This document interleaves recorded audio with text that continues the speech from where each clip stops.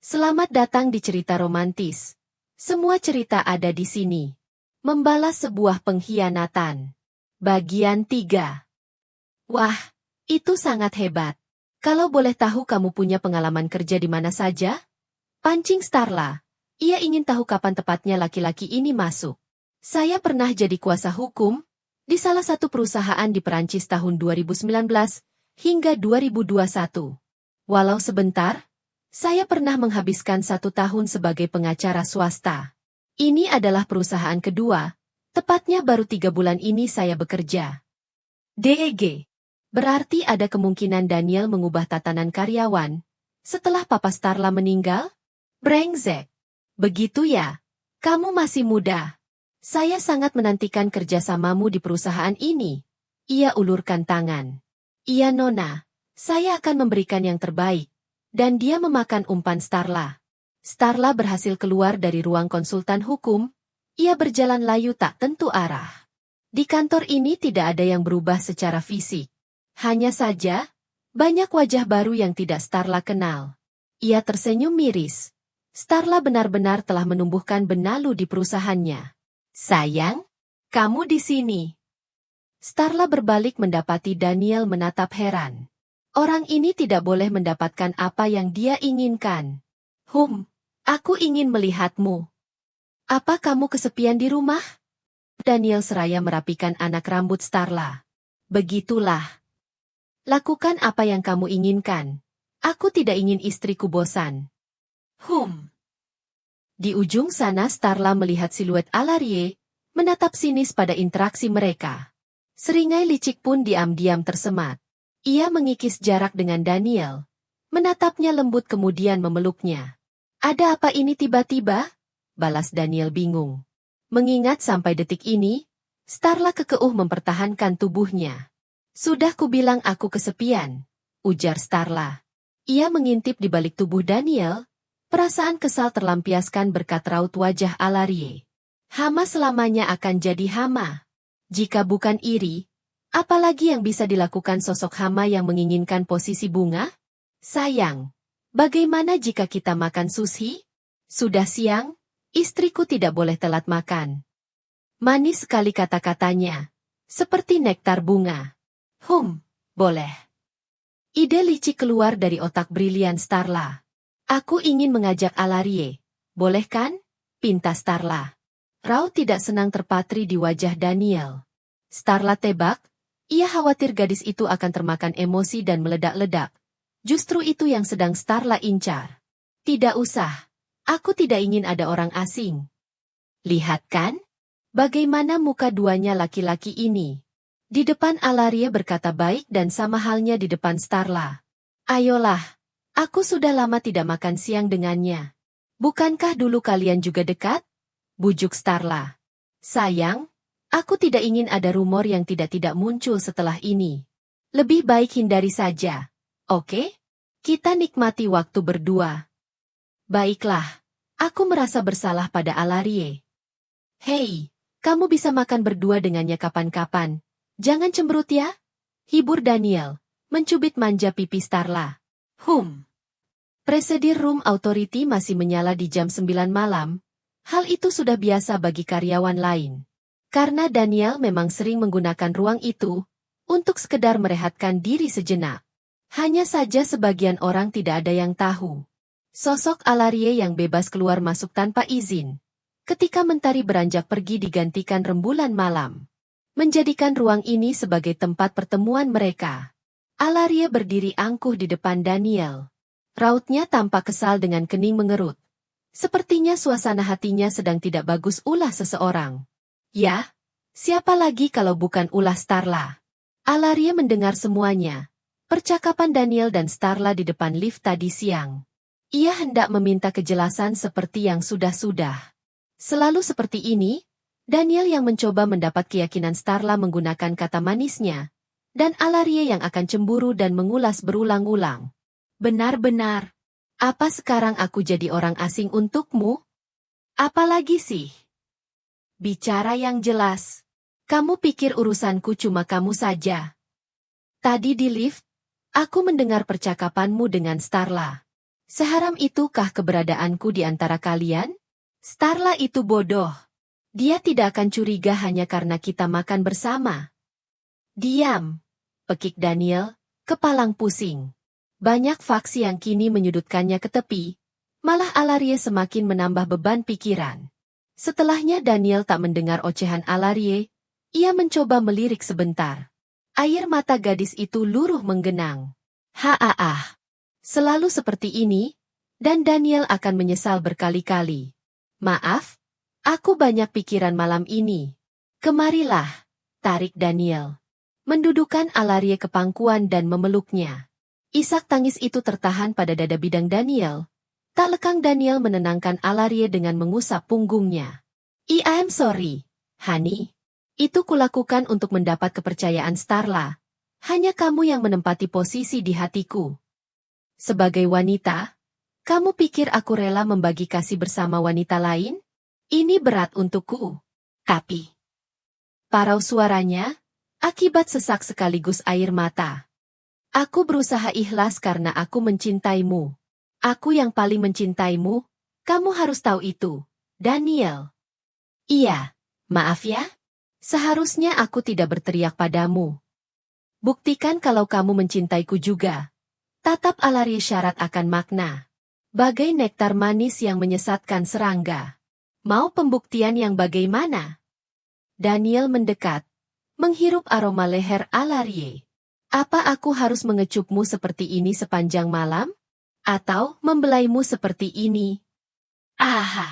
Daniel. Katakan Alarie, bagian mana yang ingin ku kasihi? Supaya kamu percaya, cintaku selamanya akan jadi milikmu. I am yours, honey, all of me. Membangunkan sesuatu, hingga seringai nakal keluar dari bibir Daniel. Sama, ia pun menginginkan hal yang Alarie pikirkan. So, let me burn you. My pleasure dear. Mau di mana? Di sini atau kamar mandi? You know, terakhir kali sangat menyenangkan di toilet. Kamu sangat seksi. Aku tidak bisa melupakan wajahmu, yang memohon untuk berhenti saat itu. Bisik Daniel sensual. Akan ia habiskan hasrat yang tidak ia dapat dari istrinya pada Alarie. Tidak mau. Saat itu kita hampir ketahuan. Kenapa juga kamu tidak mengunci pintu dulu? Aku ingin di tempat lain. Senyum Alarie mengembang sedangkan Daniel menatap bingung. Aku ingin kamar paling mewah di Grand Horizon Hotel. Cetus Alarie enteng, seolah sudah biasa. Kembali mengingat keganjilan tadi siang. Email transaksi Black Card yang sudah terbaca oleh seseorang. Yang tahu password dan username email itu hanya Daniel, Papa dan Starla. Orang mati tidak mungkin melakukannya. Itu berarti Starla. Tadi saat makan siang, Starla tidak tanya apa-apa. Sudah karakternya seperti itu. Dia tidak peduli berapapun pengeluaran Daniel. Hanya saja Daniel cukup terganggu. Kenapa tiba-tiba dia memeriksa transaksi Black Card? Untuk sekarang lebih baik kita hati-hati. Starla agak aneh belakangan ini. Di sini saja ya. Alarie terlihat cemberut. Ia merasa tidak bebas memiliki Daniel. Decakan terdengar setelahnya. Honey, kamu terlihat cantik jika tersenyum. Rayu Daniel seraya menarik dagu Alarie, mengikis jarak kedua bibir itu. Bukankah Starla lebih cantik dariku? Siapa yang bilang? Orang-orang. Apa kamu mendengar itu dari mulutku? Tidak peduli apa yang dikatakan orang, kamu hanya perlu memikirkan tentang kita. Kecupan intens dengan bibir terasa panas. Kedua insan itu tengah dibakar api asmara, yang mirisnya didasari oleh dosa. Tanpa sadar, perlahan demi perlahan percikannya akan menyebabkan petaka tak terduga.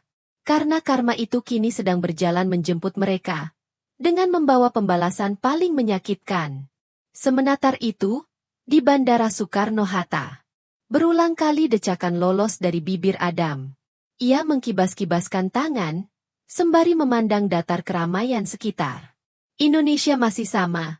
Panas. Lihatlah fatamorgana yang tercipta di landasan pesawat itu. Adam seperti melihat kobaran api menyala. Maaf, Tuan. Barang-barang sudah di tangan. Sekarang waktunya kita menuju. Loh? Tuan? Di mana orang brengsek itu? Tadi masih di sini. Theo berdiri sambil memandang jengah keluar jendela. Celinguknya kemana-mana, namun nihil. Sesaat Theo menyadari, bosnya sudah pergi. Sialan. Theo kehilangan Adam lagi. Hal ini selalu terjadi setelah penerbangan. Bosnya akan hilang ketika Theo mengambil barang bawaan. Bos sialan. Semoga dia tertimpa musibah. Saat itu aku akan datang menemuinya dan berkata, "Mampus." Di depan wajahnya, dumel Theo sembari bersungut sepanjang jalan membawa koper lumayan besar. Di sisi lain, Adam tanpa beban berjalan menyusuri trotoar ibu kota. Setelah tadi sempat kabur dengan taksi, ia memutuskan turun di taman kota. Adam memang tidak suka berada di sini, karena tempat ini penuh kenangan masa kecil, yang mengingatkannya betapa tidak kerennya ia dulu. Hidung ingusan dengan tangan menggenggam batang lollipop warna-warni.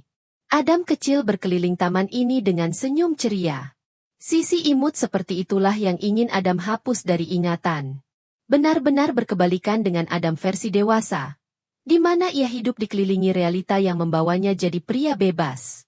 Tring! Notifikasi itu datang dari Theo menanyakan posisi. Adam hanya membukanya tanpa membalas. Orang itu pasti sedang bersungut, sambil berjalan menghentak-hentakan kaki. Kadang Adam terhibur dengan tingkah kesal Theo. Itu sebabnya, hobi Adam selalu membuat repot manusia itu. Halo guys, aku sedang berada di taman kota. Wah, sudah lama aku tidak mengunjungi tempat ini. Kira-kira 10 tahun? Ya seperti itulah. Monolog seorang gadis terdengar renyah di telinga Adam. Ia menoleh ke samping, dan mendapati gadis mini dress marun tengah siaran live. Dilihat dari tingkahnya, sepertinya ia selebgram atau tiktokers. Disinilah insting kelakian Adam keluar, apalagi melihat yang bening terbuka seperti ini. Selagi belum ada rantai pengikat, buaya darat itu akan hinggap ke sana kemari, mengikuti jejak sang ayah. Yah, walaupun sebenarnya itu ditentang keras oleh kedua orang tuanya. Tapi, darah tidak bisa dibohongi. Permisi. Ucap Adam sopan. Tidak seperti di luar negeri yang to the point. Di sini ia harus menerapkan pendekatan terlebih dahulu. Gadis itu spontan menoleh. Setelah sadar kameranya menangkap sosok tampan di belakang. Iya, Kak. Apa aku mengganggu? Tanya Adam sopan berkarakter. Oh tidak juga. Gadis itu mematikan siaran langsung setelah mengucapkan perpisahan. Ada yang bisa dibantu, Kak? Adam sudah hidup selama 28 tahun. Mengamati gestur tubuh lawan bicara, dan menyimpulkan karakter seseorang adalah hal mudah. Ia bangga dengan kemampuan analitisnya. Oleh sebab itu, kesimpulannya kali ini tidak akan salah. Mini dress yang dipakai gadis ini, mencerminkan ia tumbuh di keluarga terbuka oleh budaya barat. Warna marun termasuk warna berani. Ia adalah gadis dengan tingkat percaya diri tinggi. Selain itu, ini poin paling penting. Bola matanya tidak bisa fokus pada satu titik. Jarinya selalu memainkan jari lainnya. Seolah membuktikan dirinya sedang gelisah. Padahal ia memiliki kepercayaan diri yang bagus. Pertanyaannya, apa yang membuat gadis ini gelisah? Pasti ada sesuatu, dan dugaan ada mengarah pada Bakonar. Terlihat bagaimana ia tidak bisa konsentrasi selama berbicara. Dengan begitu, Adam hanya perlu langsung ke inti. Gadis ini menyimpan hasrat di balik wajah polosnya. Kamu ada waktu malam ini? Tandasnya tepat. Senyum bibir ranum itu mengendur digantikan tatapan menggoda. Om berani bayar berapa? Ucapnya mendekatkan diri. Seharga bubuk yang kamu pakai. Hahaha, bubuk apa sih, Om? Setelah itu dia mematikan siaran live, memindai Adam seolah menilai. Rupanya Om tahu banyak ya. Di tempat kerjaku, banyak gadis sepertimu. Alrik, seharga 3 kantung, Om sanggup? Ucapnya menyepelekan. Baiklah, aku akan transfer lebih karena kamu sangat imut. Adam merebut ponsel gadis itu dan mengetik sesuatu. Grand Horizon Hotel, kamar VIP 5, jam 11. Wajah Adam mendekat ke daun telinga gadis itu. Aku tidak suka menunggu. bisiknya sensual. Wajah gadis itu memerah. Tidak pernah mendapati pelanggan dominan sepertinya. Tidak dibayar pun gadis itu rela ditiduri oleh lelaki dengan paras tegas dan postur kokoh itu. Dari ujung sana tampak mobil melaju cepat. Isyarat klakson itu menandakan suatu masalah pada mobil. Namun Adam bukan manusia super. Dengan kecepatan itu, Adam berusaha menghindar. Tak lupa ia peluk gadis remaja itu dan menghindar ke sisi kiri. Naasnya ia terlambat, hingga tubuhnya terserempet badi mobil lalu terpental. Theo menatap nanar pada berangkar di depannya. Hembusan nafas terdengar berat. Rautnya menampakkan penyesalan teramat. Andai saja ia tidak menyumpahi selagi marah, mungkin bosnya tidak akan mengalami kejadian ini. Saat ini, jangankan mengatakan, mampus, di wajahnya, Theo bahkan prihatin dengan keadaan ini. Bersambung.